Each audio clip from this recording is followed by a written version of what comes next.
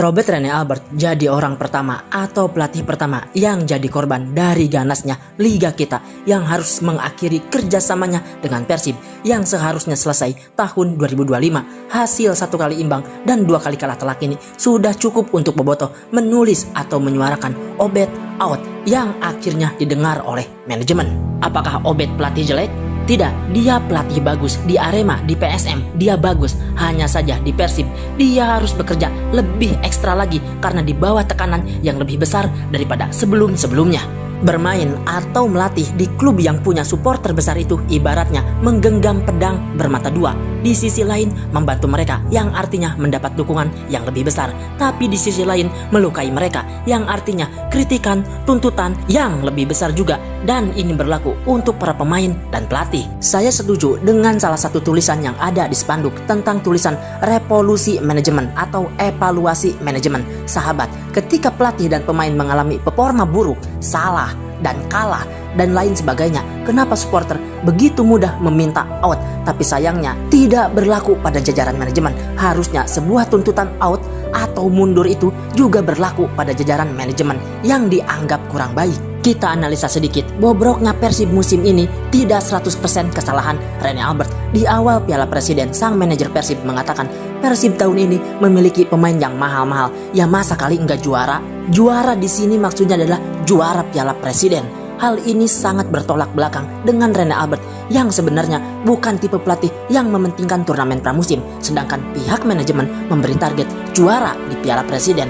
Alhasil dengan tuntutan ini mau gak mau Rene harus menggunakan para pemain terbaiknya yang justru malah menjadi korban dari egoisnya manajemen, korban dari mimpi semuanya manajemen. Para pemain ini cedera, Iqbal Nepo patah tulang pipi yang sampai sekarang masih belum jelas kapan sembuhnya. Begitu juga dengan Siro yang sampai sekarang belum sembuh total. Intinya gara-gara terlalu habis-habisan di Piala Presiden, Persib pincang di liga. Kurang para pemain inti, kurang kekuatan, strategi pelatih pun jadi terbatas akibat kurangnya pemain andalan. Belum lagi tekanan dari mana-mana. Intinya jangan hanya menyalahkan Rene Albert, keputusan manajemen juga harus dipertanggungjawabkan karena terlalu memaksakan di Piala Presiden kemarin yang jadi buntut awal mulai hancurnya Persib di awal musim ini.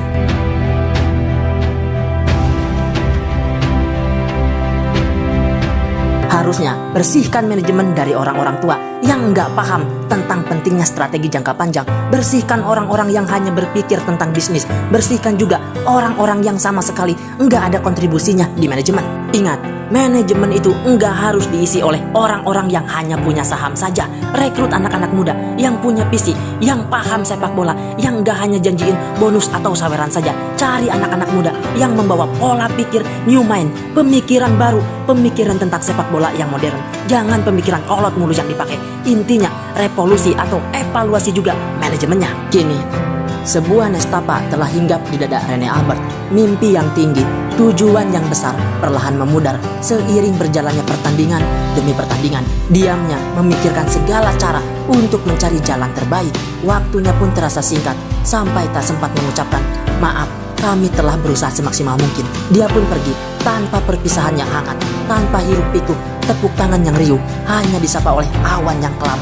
Dan dia memaknai ini dalam sebuah renungan. Kini Anda telah menjadi langit yang jauh, putih dan biru telah menjadi saksi. Inilah hidup. Anda akan tetap menjadi daun yang tidak akan pernah tersapu. Try for you.